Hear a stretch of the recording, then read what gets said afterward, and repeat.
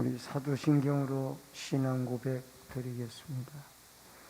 전능하사 천지를 만드신 하나님 아버지를 내가 믿사오며 그 외아들 우리 주 예수 그리스도를 믿사오니 이는 성령으로 잉태하사 동정녀 마리아에게 나시고 본디오 빌라도에게 고난을 받으사 십자가에 못 박혀 죽으시고 장사한 지 사흘 만에 죽은 자 가운데서 다시 살아나시며 하늘에 오르사 전능하신 하나님 피난되 계시다가 저리로서 산자와 죽은 자를 심판하러 오시리라.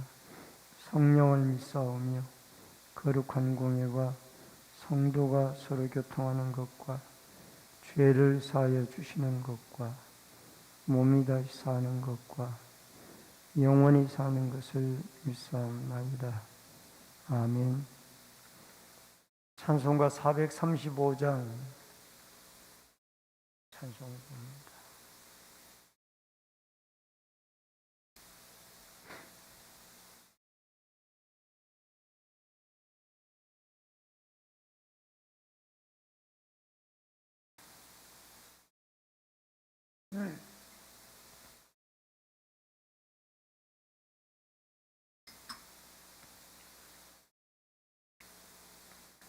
나의 영원하신 기여 생명보다 귀하다. 나의 갈 길 다가도록 나와 동행하소서. 주께로 가까이 주께로 가오니 나의 갈 길 다가도록 나와 동행하소서. 세상 부귀 아니람과 모든 명예 버리고 험한 길을 가는 동안 나와 동행하소서. 주께로 가까이 주께로 가오니 나의 갈 길 다가도록 나와 동행하소서. 어두운 골짝 지나가며 험한 바다 건너서 천국 문에 이르도록 나와 동행하소서. 주께로 가까이 주께로 가오니 나의 갈 길 다가도록 나와 동행하소서. 아멘. 하나님의 말씀은 마태복음 14장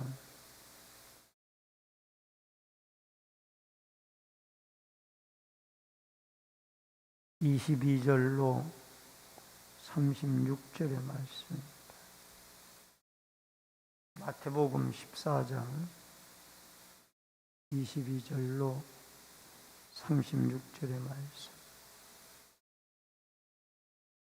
예수께서 즉시 제자들을 재촉하사 자기가 무리를 보내는 동안에 배를 타고 앞서 건너편으로 가게 하시고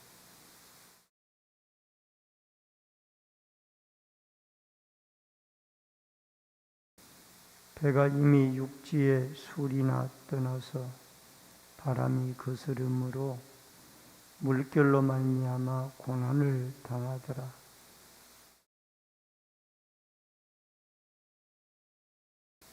제자들이 그가 바다 위로 걸어오심을 보고 놀라 유령이라 하며 무서워하여 소리 지르거늘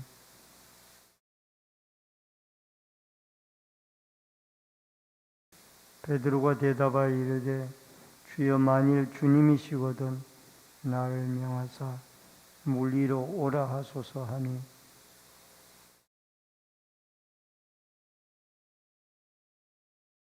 바람을 보고 무서워 빠져가는지라 소리질러 이르되 주여 나를 구원하소서 하니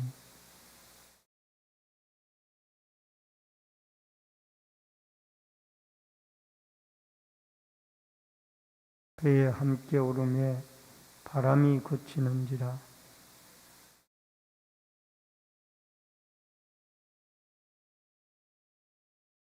그들이 건너가 게네사렛 땅에 이르르니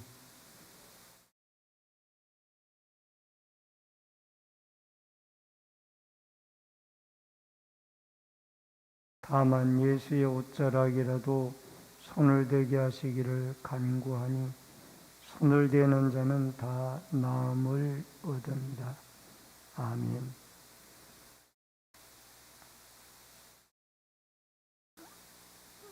내일 새벽은 3월 1일 월삭 새벽 기도회가 있는 날입니다.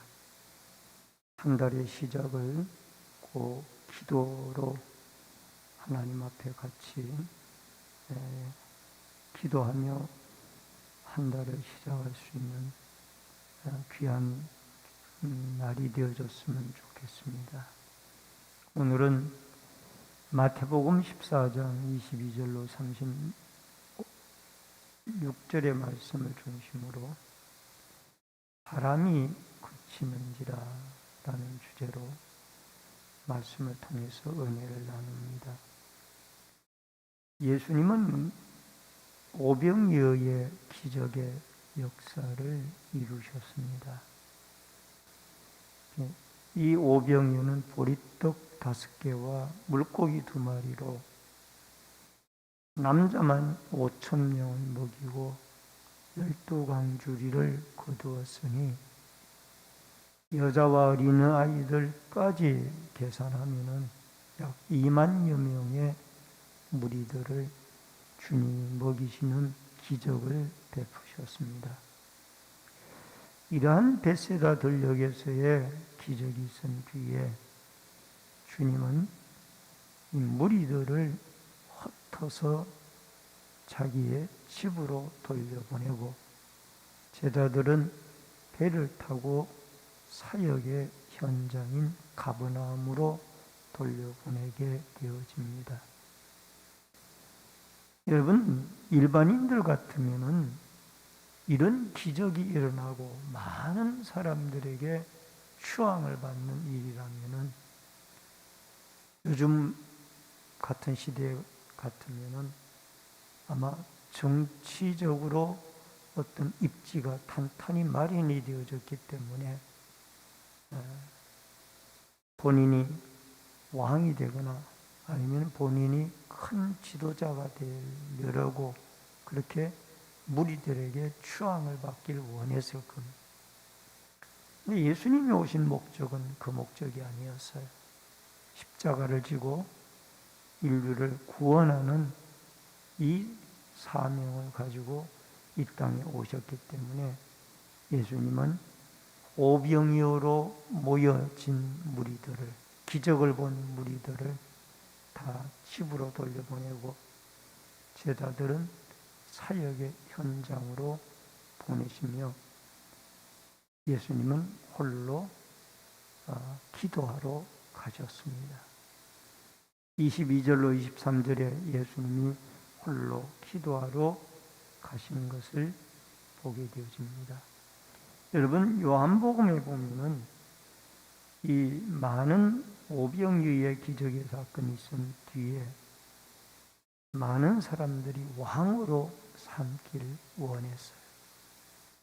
이렇게 보리떡 5개와 물고기 2마리로 이 많은 무리를 먹일 수 있는 분이라면 충분히 우리의 왕이 되어질 수 있는 자격을 가지신 분이다 생각을 하고 무리들이 왕으로 삼으려고 했기 때문에 예수님은 그들을 흩어서 결국 돌려 보내게 되어지는 것을 보게 되어집니다.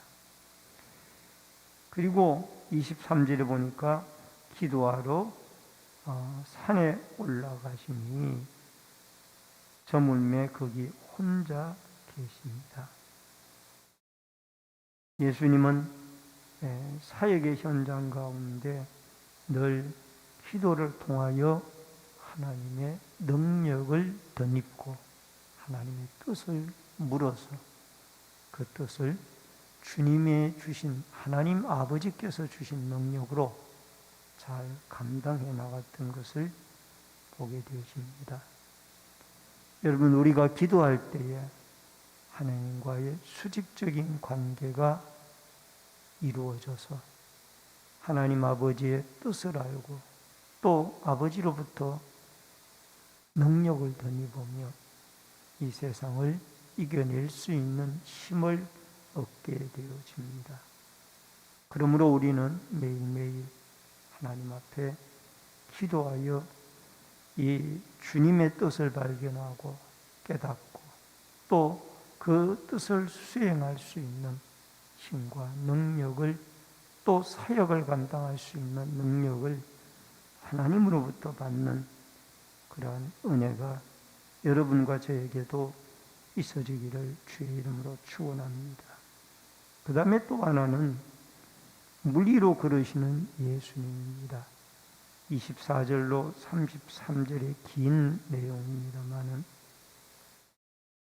제자들을 앞서 보내셨는데 제자들이 한 5km 정도 노를 저어서 갈릴리 바다를 서편 쪽으로 건너가다가 바람이 거세게 되어져서 이들이 고난의 어려움에 봉착을 했습니다. 여러분 24절에 보니까 떠나서 바람이 거스림으로 물결로 말미암아 고난을 당하더라. 주님은 이 고난당하는 것을 다 기도하시면서도 보고 계셨던 것입니다. 여러분, 우리가 고통당하고 고난당할 때에 주님은 그것을 알고 계십니다. 때로는 실제, 때로는 질병, 때로는 경제적인 어려움, 때로는 가정의 어려움, 이런 것들을 주님은 다 보고 계시고 또 그 고난의 현장에 주님은 찾아오시는 분이라는 것을 알 수가 있습니다. 여러분과 저도 인생을 살아가다 보면 이런 인생의 바람과 풍랑을 만날 때가 많이 있습니다. 어떤 종류의 풍랑이든지 간에 그러나 주님은 알고 계시고 고난의 현장에 찾아오시는 분이 주님이라는 것을 여러분과 제가 기억을 하고 늘 고난의 현장에서도 하나님 앞에 절망하지 말고 그 우리를 찾아오시는 주님을 믿음으로 받아들이고 그 주님으로 말미암아 힘을 얻고 소망을 얻는 은혜가 있어지기를 바랍니다. 그 다음에 여기에 보니까 이 물 위로 걸어서 제자들에게 예수님이 오시는데 그 예수님이 제자들에게 오시니 이 사경이라고 그러면은 새벽 3시부터 6시 사이를 유대 시간 계산법으로 사경이라고 합니다. 그 시간쯤에 예수님이 오셔서 이 고통당하는 이들을 건져주시는 모습을 보게 되어지는데 이 제자들은 물 위로 걸어오시는 예수님을 보고 유령이라고 그렇게 생각을 했습니다. 예수님이 하나님이라는 사실을 이 제자들이 미리 알았더라면 이렇게 유령이라고까지는 생각을 하지 못했을 겁니다. 여러분 욥기서 9장 8절에 보면은 그가 홀로 하늘을 펴시며 바다 물결을 밟으시며 라고 말씀이 나옵니다. 예수님은 하나님이시기 때문에 바닷물 속에 빠지는 분이 아니라 물을 밟으시고 오시는 분이 예수님이십니다. 그분은 바로 이 물 위로 걸으시면서 이미 본인이 하나님의 아들이요 또 하나님이신 것을 친히 증거하고 있다라는 것을 우리는 볼 수가 있습니다. 그리고 27절에 가서 보니까 예수님은 내니 두려워하지 말라. 제자들에게 그렇게 말씀하셨어요. 제자들이 유령인 줄 알고 두려워 떨고 있을 때에 내니 두려워하지 말라. 여기 내니란 말은 에고 에이미, 스스로 있는 자라는 겁니다. 출애굽기 3장 14절에 모세에게 주님이 나타나셔서 이스라엘 애굽에 있는 이스라엘 백성들을 구출하러 보낼 때에 모세가 묻기를 누가 나를 보내셨다라고 말하리까 하니까 나는 스스로 있는 자니라. 에고 에이미라고 주님은 그렇게 하나님은 말씀을 하셨습니다. 예수님도 스스로 계신 하나님이십니다.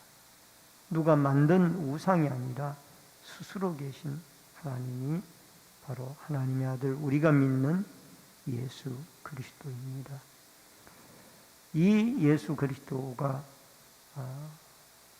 과연 무리를 걸을 수 있는 능력을 가지신 분이다라는 것을 바로 내가 메시아다라는 것을 내가 구원자라는 것을 스스로 주님은 알리십니다.